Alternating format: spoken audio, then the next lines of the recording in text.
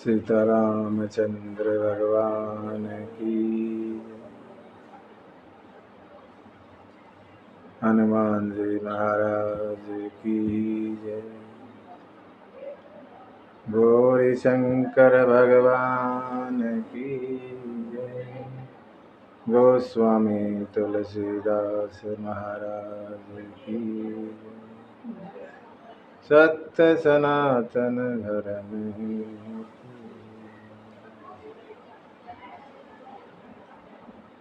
श्री राम जय राम, जय जय राम।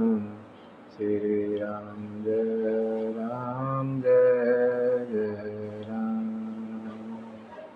श्री राम जय राम, जय जय राम।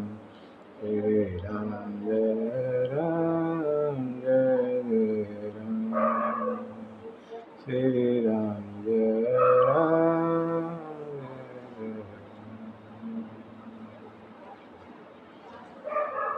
सत्संग क्यों जरूरी है? जीवन में सत्संग क्यों जरूरी बताया? सत्संग शब्द का मतलब है सत्य का संग या संतों का संग, दोनों ही बात। और सत्य क्या है? सत्य हरि भजन। सत्य क्या है? सत्य हरि भजन। शंकर जी कहते हैं पार्वती को, उमा उमा कहूँ मैं अनुभव अपना, सत्य हरि भजन जगत सब सपना।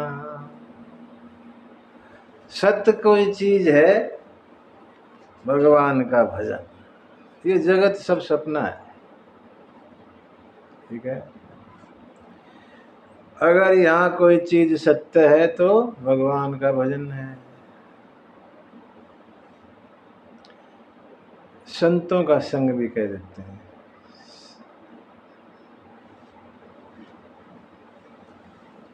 सत्संग कहते हैं, सत्संग के बिना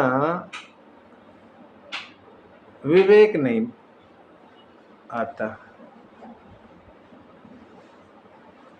सत्संग बिना विवेक नहीं मिलता। विवेक, विवेक क्या है? अच्छे बुरे की पहचान ही विवेक है। जब तक विवेक नहीं होगा हमें पता ही नहीं लगेगा क्या अच्छा है हमारे लिए, क्या बुरा है। और वो कहाँ से आएगा? बिनु सत्संग विवेक न होई। बिना सत्संग विवेक नहीं मिलता। विवेक आएगा तो सत्संग से आएगा। सत्संग का मतलब ये भी कह सकते हैं कि श्रेष्ठ लोगों का साथ, अच्छे लोगों के साथ जो संग होता है उसको सत्संग कहेंगे। बिनु सत्संग विवेक न होई। और सत्संग कहाँ से मिले? अब विवेक के लिए सत्संग जरूरी है, तो सत्संग कैसे मिले? गोस्वामी कहते हैं, राम कृपा बिनु सुलभ न सोई। बिना भगवान की कृपा के वो मिलता नहीं सत्संग। ऐसा कहते हैं कि मात मिले, पुनीतात मिले, सुत भ्रात मिले और युवती सुखदाई। राज मिले, गजबाज मिले, सब साज मिले, मन वांछित पाई। लोक मिले, परलोक मिले, विधि लोक मिले और बैकुंठ ही जाई। लेकिन सारे सुख सुंदर और सब सुख मिले, लेकिन संत समागम दुर्लभ भाई। संत समागम नहीं मिलता। सत्संग मिलना बड़ा मुश्किल है। सब कुछ मिल जाएगा इस दुनिया में, सत्संग मिलना बड़ा मुश्किल है। अगर इस संसार में कोई मुश्किल चीज है सत्संग।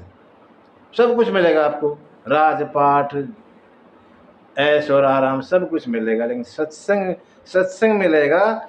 राम कृपा बिनु सुलभ न सोई। भगवान की कृपा जब तक नहीं होगी सत्संग नहीं मिलता। देखा होगा कुछ लोग पास से गुजर जाते हैं,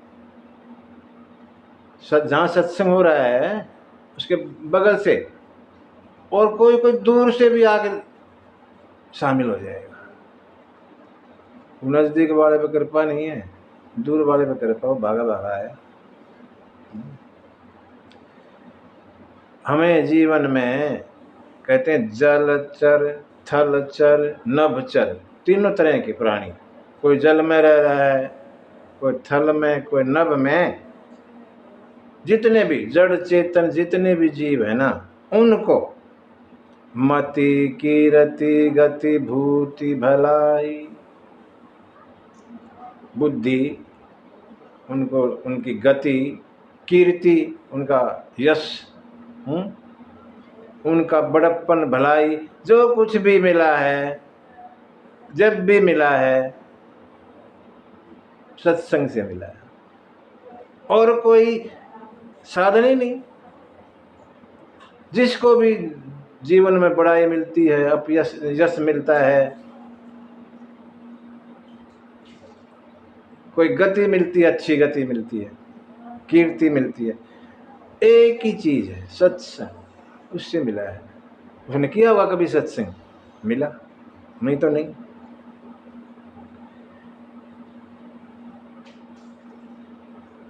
शिव जी तो कहते हैं धन्य घड़ी सोई जब सत्संग। वो घड़ी धन्य है, वो समय धन्य है हमारा जब हमें सत्संग मिलता है। उससे धन्य कोई समय नहीं। जिस घड़ी हमें सत्संग मिल गया वो हमारे जीवन की सबसे अच्छी घड़ी है, अच्छा समय है।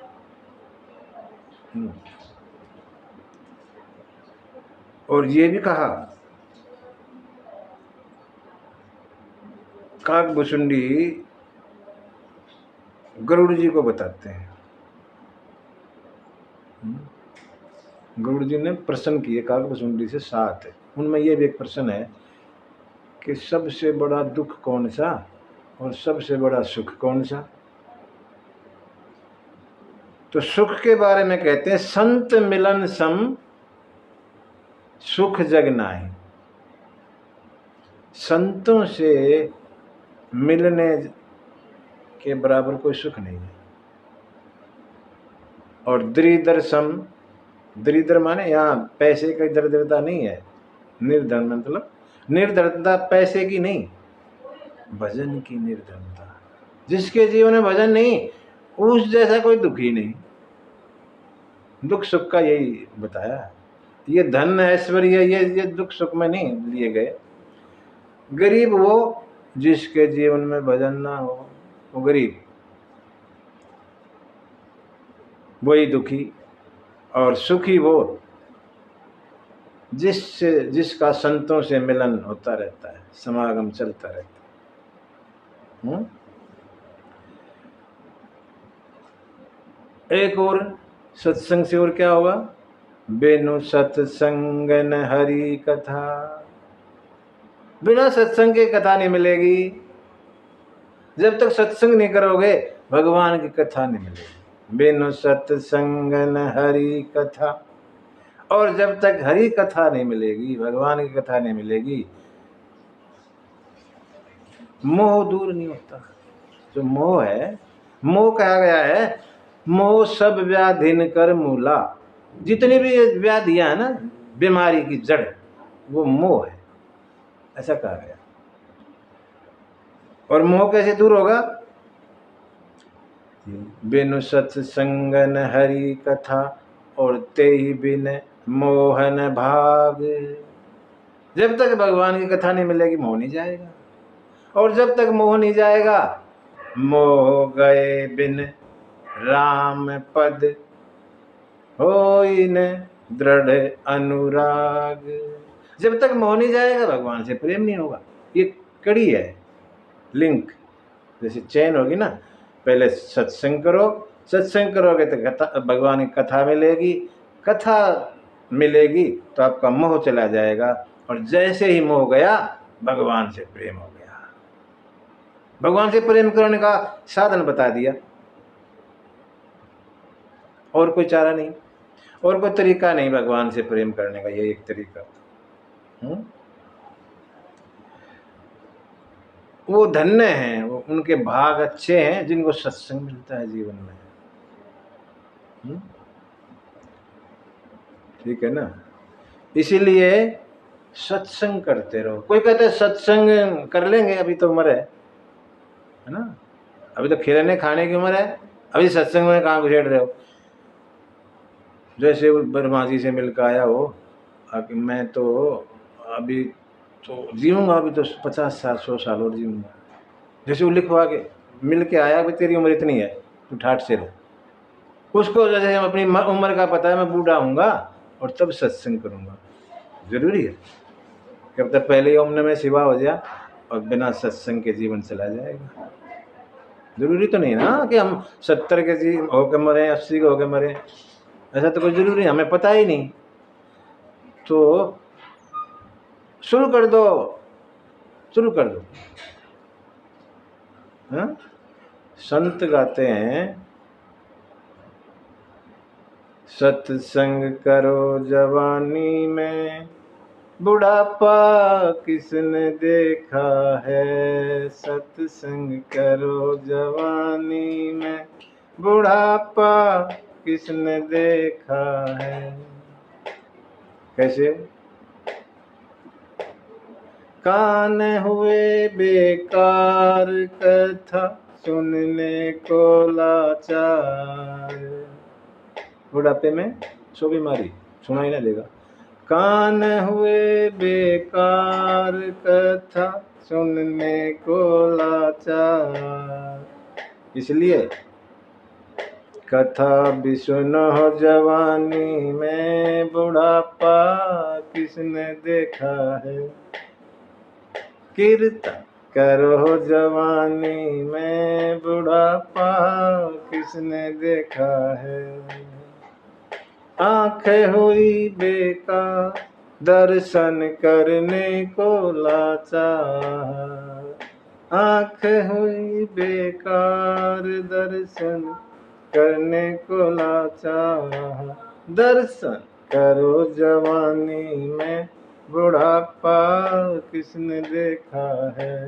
दर्शन करो जवानी में, बुढ़ापा किसने देखा है। पैर हुए बेकार, तीर्थ जाने को लाचार। पैर हुए बेकार, तीर्थ जाने को लाचार। तीर्थ भी करो जवानी में, बुढ़ापा किसने देखा है। कीर्तन करो जवानी में, बुढ़ापा किसने देखा है। इसलिए बिना समय गवाए सत्संग करो, सत्संग करो।